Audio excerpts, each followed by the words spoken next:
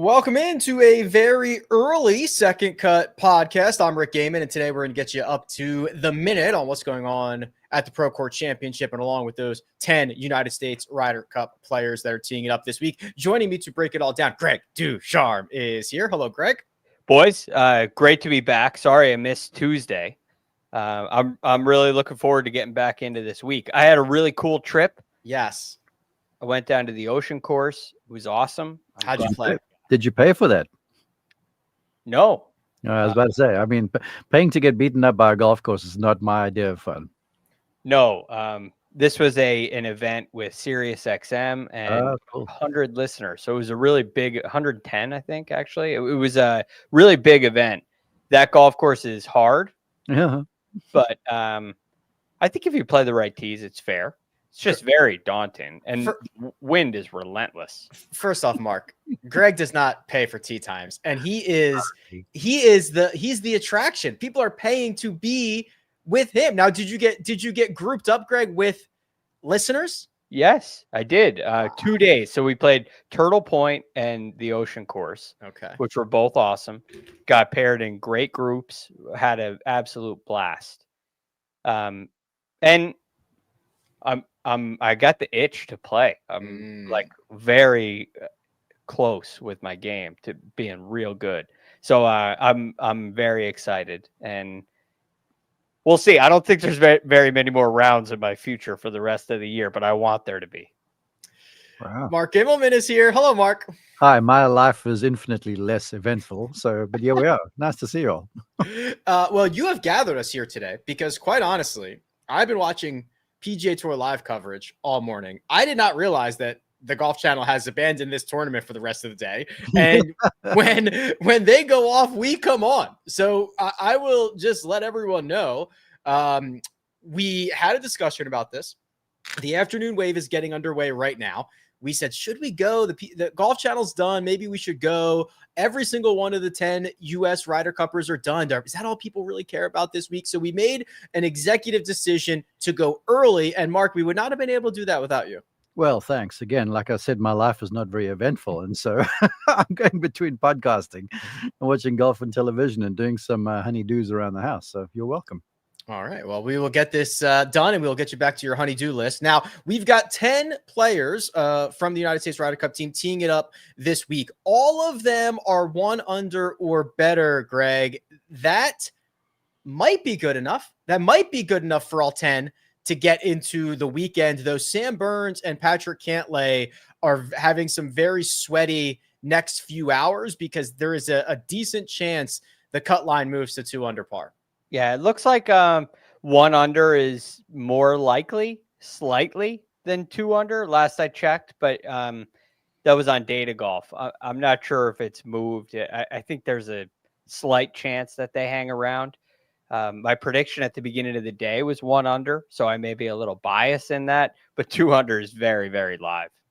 Yeah, golf course is playing fairly easy. Mark, obviously, missing the cut at the Procore for Patrick Cantlay and Sam Burns is not going to be the end of the world. But what is the goal for these 10? Is it competitive reps? Is it winning? One of these guys go win the golf tournament? Is it camaraderie? Like, what's the takeaway over these 2 or 4 days that they're there? Well, first off, from all of my experiences in going there, the golf course always gets a little harder. The test stiffens in the afternoon because the winds tend to kick up, and the place gets quite crispy and bouncy, and those perennial greens become hair-raising because 5-footers feel like they're impossible to make. So if I was a betting man, I'd say 1 under should be okay. But then again, I've lost bets before. As far as what the goal is for these guys, the word from Keegan Bradley that I heard was like, just get the guys together and let's work on camaraderie. And let's work on the rookies getting comfortable around the veterans. It seems like the goal has been achieved from the word inside the camp. But the truth is they all want to be playing pretty well because it's a barometer of where the game is under pressure.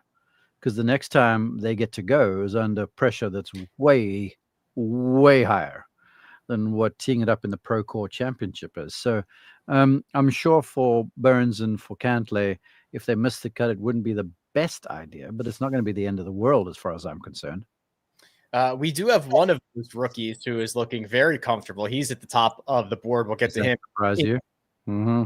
We'll get to him in just one second. So we've got Burns and Cantlay. They're done at 1 under. Justin Thomas and Harris English, they are done at 2 under. They'll be safe for the weekend, though Justin Thomas has had his difficulties out there this week. But let's look at the rest of this pack here, Greg. We've got Colin Morikawa, who is probably the guy who needs it the most. Is that fair to say? I mean, there's just probably question marks. There's no question marks about what his upside is and how great of a player he is, but it's just been a pretty weird couple of years for Colin. Yeah, I think, again, I also think it's just really important to go through the routine of competing again between now and the Tour Championship. And that's true with Colin Morikawa as well. You want to see what kind is his shot shape working? Are we hitting fades? Which I think so far this week it is. His iron play was a little weaker than I would have liked to seen yesterday, but a little better today in this round of 68, which I think is definitely a positive sign. Couple of drop shots here and there. The putter hasn't quite gotten hot yet, but it was much better today than yesterday. And so these are the kind of things that can progress throughout a week. And all of a sudden, where right now Colin Morikawa sits at he's at 4 under par. You'd like to think he would get a little closer to the lead, but you're going to make the cut, and now you have an opportunity to go out there and move your way up the leaderboard over the weekend. Continue to shake some rust off. Continue to get a little groove with your shot shape. Continue to find a little momentum on the greens. Those are really the things I'm looking for with Colin. If we can just go into the Ryder Cup with a positive step, just a positive step, then he's comfortable. You can lean a little more easily on that upside, and you can play him and you can use him. And I think he'll be a valuable piece in that regard. A source in the know tells me that Colin has been experimenting with putters. And the current center shafted model he's using, now I didn't see today if he still had it in the bag, but it was in the bag earlier this week. It was something he went to almost right after the Tour Championship. So this is just true to form as far as I'm concerned right now, because he's been experimenting with caddies. Now we're experimenting with putters. And look, I commend him for looking. I really do. Apparently he's got a new 4-iron in the bag as well, which is helping him with a cut shot a little bit more. And that's paying dividends. But the Ryder Cup is about putting. I know Greg and I differ a bit because Bethpage Black is big and it asks you to strike your golf ball. But if I'm lining up against Colin Morikawa and I know the guy is a little shaky on the greens, every 5-footer he's over, I'm making him putt. And then I'm going to get in his head some more by asking him to put some 3-footers. And so it's look, for Colin, yes, the upside is great. We know this, but it's time to find a little that groove Greg talks about, like as soon as possible. Not many gimmies coming from whoever Colin Morikawa's opponents might be. It is 72-68 for Colin, 72-67 for Cameron Young. Remember, these guys all played in the afternoon yesterday, then all played in the morning today. And this is a continuation, Greg, of Cameron Young since the Wyndham Championship, who has really found not only the metrics to improve the game, probably brimming with a lot of confidence right now. He's currently inside the top 15, might not be there by the time this day is over, but he's going to give himself a really good chance to be in contention over the weekend. Yes. And, like I talked about with Colin Morikawa and finding that groove, Cam Young has found a way to find a groove in seemingly every round. He's gone to that draw shot shape. And the reason why he did that is he felt like going to a single shot shape allowed him to go on runs, really get hot for periods of time. And what do we see in this round? Well, 4 birdie stretch, right? And this is what happened at the Wyndham Championship. He had like a 5 birdie stretch, a 4 birdie stretch, and 2 3 birdie stretches during the Wyndham Championship. He did similar things during the playoffs. And now here in round 2, you get 4 birdies in a row early on in your round. That's the kind of thing that those kind of runs in a Ryder Cup garner so much momentum. They fire up the crowd so much. And when your team sees, if you go make 4 birdies in a row at Bethpage Black, you may get at least 2 up I would imagine, if not 3 up. So that kind of thing is depending on the format, of course. That kind of thing is very valuable, and I love seeing what I'm seeing right now out of Cam Young. He's one of the other rookies. Ben Griffin is making his debut. Cam Young is making his debut, Mark. I believe, looking through the names, those are the only guys who have not played in Ryder Cups before. JJ Spawn, he's a rookie as well. Yeah. And Russell Henley's played in the President's Cup. That's right. My bad. It wasn't even close. So, okay. So we've got a couple of rookies here. Cam Young, Ben Griffin, Russell Henley, JJ Spawn. Okay, good call.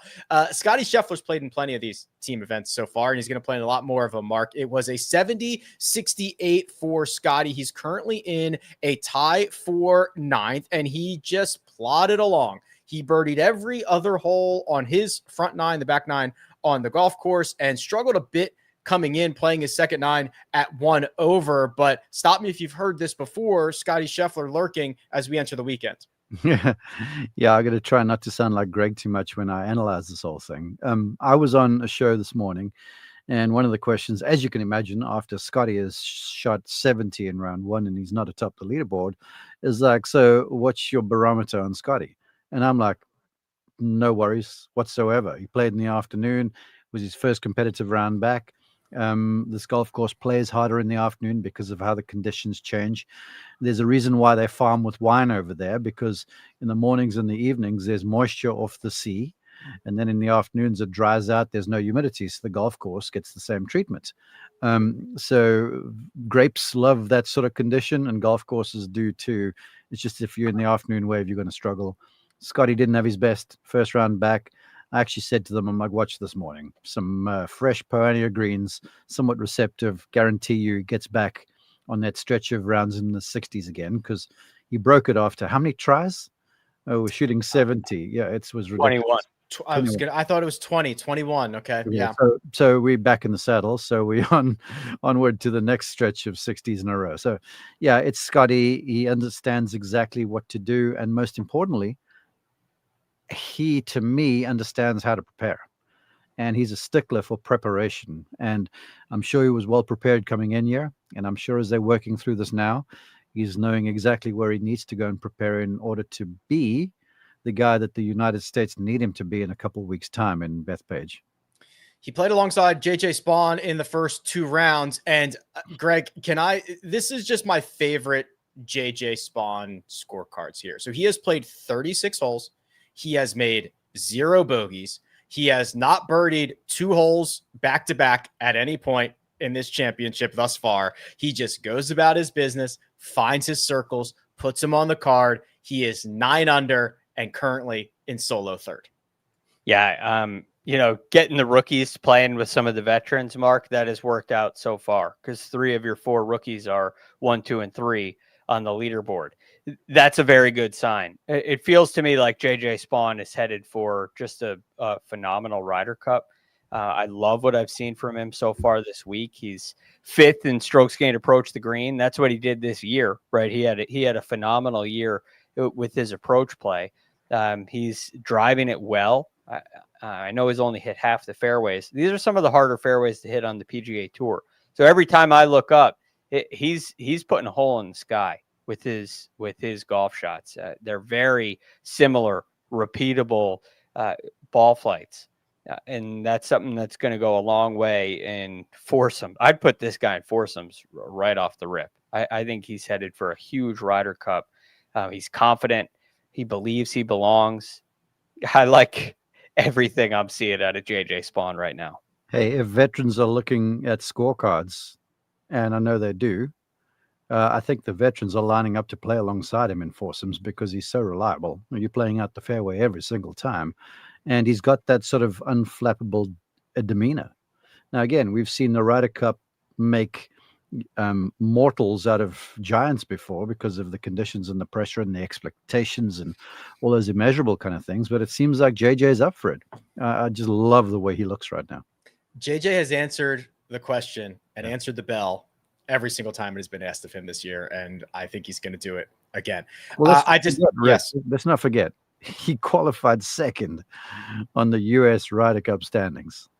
You know, even though he's a rookie, we're talking about this guy.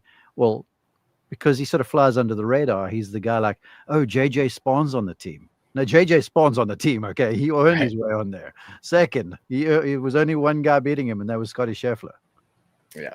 It was a magnificent year that was so close to being a heck of a lot better. I'm going to bounce this right back to you, Mark, because in the way that JJ Spawn's cool, calm, and collected 2 days were, the opposite end of the spectrum is what Russell Henley has done over the first 36. He bogeyed each of his first 2 holes on Thursday, then rattled off 6 of his next 7 holes with circles to get him back. He closed with a 7 under 65 yesterday.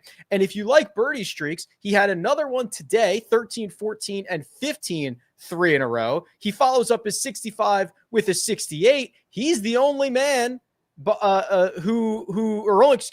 Griffin is the only man ahead of him on this leaderboard. Russell Henley setting himself up for another run here. Yeah, I can picture the conversation between Scotty and Sam Burns. It's going to go something to the effect of, it's not you, it's me, Sam. I want to play with Russell Henley all the time at Bethpage. I understand we're buddies and all, Sam, but this guy is just too good. Now, let's not forget that Russ was playing alongside Scotty these last couple of rounds, as was JJ. So, I mean, gosh, I think I'd mentioned the other day where I did this event with Russell, this junior event. And all of a sudden, the Russell Henley that I knew was a different guy. He was still humble, still polite, still sort of unassuming, but he carried himself with a different air. I mean, it's like the chest was poked out a little more, you know, the stature was a little taller. And with all these guests and all these junior golfers around there, he suddenly turned into a golf superstar before my eyes. You know, where previously Russell would have been like super polite and kind of, you know, not saying boo to anybody. He walked in there like he was the man, because he is the man right now. He's a top 5 golfer in the world. He's exactly aware of who he is. He and I were talking about what Scotty Scheffler does, and he recognizes how good Scotty is. But then he's like, but you know, I know what I've got to do. And I'm playing with a lot of confidence right now. And it's been a big year, and I'm looking forward to the Ryder Cup. And I'm up for this sort of stuff. And that confidence that I saw was the same guy that went out now in front of the world's number 1 and said, yeah, watch me now. I'm not going to step back for you. These fairways are difficult to hit, Greg. Not if your name is Russell Henley. He's hit 20 out of 28. That's 71%. It's 5th in the field this week. He's hit 29 out of 36 greens in regulation. He's rolling in a bunch of putts. Russell is just, he's doing it. He's the rust bus right now. He is. You know, his record here, I was looking at it. It's not that great, but he hasn't played recently. And to Mark's point, this is a totally different golfer than what we saw from Russell Henley in 2018. I know he was good then, but he's taken another step. And it is a very, very complete game. It's in some ways like the Webb Simpson of 2020. I know their styles are a little different, but it's really like the only thing that's lacking for him is distance. And he makes up for it with accuracy. And he's probably more accurate than Webb was back in 2020. So I really like the completeness of his game. I like the strategy, the way he goes about it. It's part of the reason why I think he pairs so well with Scotty Scheffler. He's going to hit the ball in the fairway. He's going to keep the ball towards the center of the green and work it a little bit towards the flags. And you're just going to give yourself a ton of birdie putts. That's how Russell Henley plays. It's what I've seen from him so far this week. And it's safe to assume that's what we're going to see at Bethpage as well. Russell Henley has had a little bit of an emergence here in 2025. JJ Spawn has had a big emergence in 2025, and maybe even bigger than anybody's. Ben Griffin's 2025 has turned him into a golf star, and he is 3 shots clear of everybody else in this field. I will remind you, 9 other of his Team USA partners, teammates, are also in this field. Ben Griffin has opened up 64-66. He is bogey free, so that means that is 14 birdies on the card for Ben Griffin. Is there anybody, Mark, who is just like I don't even want to say he's the runaway most improved player of the year. He's just the runaway my favorite story of the year. And he just seems to be growing in stature every time he tees it up. It's incredible how he's playing. If you watch him play, he plays aggressively, but he's not rash. It's like he is super cerebral about his game. And he attacks when he needs to. He defends when he needs to. He's long. We've talked about that. And now all of a sudden, there's this guy that was sort of struggling to, really make inroads on the tour. Now who has a couple of victories, is staring another one straight down the barrel. And he's showing up at tournaments thinking he's a contender. And then he's playing as such. And I've said it. I said it before. I put out this video on social. I'm like, this guy, come at me, people. This guy is going to be a star for the US at Bethpage. And I'm sticking by that. And right now, the guy's proving it. He does not have a weakness in his game. And to add to that, he's tough as nails between his ears. And then to add to that, he is up for it, man. He is such a gamer. He is going to be a star in match play. And I look forward to seeing him playing every session and leaving Bethpage with a number of points under his belt. We talk a lot about the mentality and the mind space, Greg, that Scottie Scheffler lives in on a daily basis, and he just brings the same thing every single day. The mind space that I get from Ben Griffin is that this is all gravy, right? I mean, he is living his dream. He has got a job. If you rewind a couple of years, there is no planet in which he thought he would be where he is right now. And I think he just embraces that as you're never going to get me down, right? Like, I'm just going to go do my thing. And this is all gravy. The last time the Ryder Cup was in the United States, Ben Griffin was a loan officer. That's true. He had quit the game. That will give you some perspective. Yeah. Imagine walking into his office, Greg, and saying, hey, you're going to watch the Ryder Cup this weekend. What if I told you the next time it's in America, you'll be on the team? No chance. Yeah. I don't think so. Maybe somebody told him that. Maybe that's why he quit the loan officer job. Well, that's the story. There were business partners of his that said to him, they're like, dude, what are you doing working? And those were the folks who came behind him and gave him the sponsorship money to get out and start playing again. It's the best investment those loan people have ever made. I hope they got a percentage. Yeah. No kidding. Seriously. I mean, we interviewed him earlier this year I believe it was after he won the Zurich, right? He was having a great year, wins with Andrew Novak, hadn't won as an individual yet. And we were talking about the Ryder Cup and that potential. And he said, I don't want to get picked on this team unless I feel like I can take on Rory McIlroy in singles and walk up there and expect to win. Now, I don't know if he's going to go beat Rory McIlroy if they play in singles, but I know that he's going to think he can. And that's all you want. You want guys that believe. And I don't think he's going to shy away from this at all. I look at this roster and, one reason I thought Keegan Bradley should be taken, or one thing I thought they lost when Keegan didn't pick himself, was his emotion on the golf course after holing a big putt, right? And so who are the emotional leaders on this team? You look to JT, you look to Bryson, and I think Ben Griffin is going to step up and be a big-time emotional factor here. And his game backs it up right now. Yeah. I'll say this. You guys know how high I am on Rory McIlroy. I'll preface my statement with that.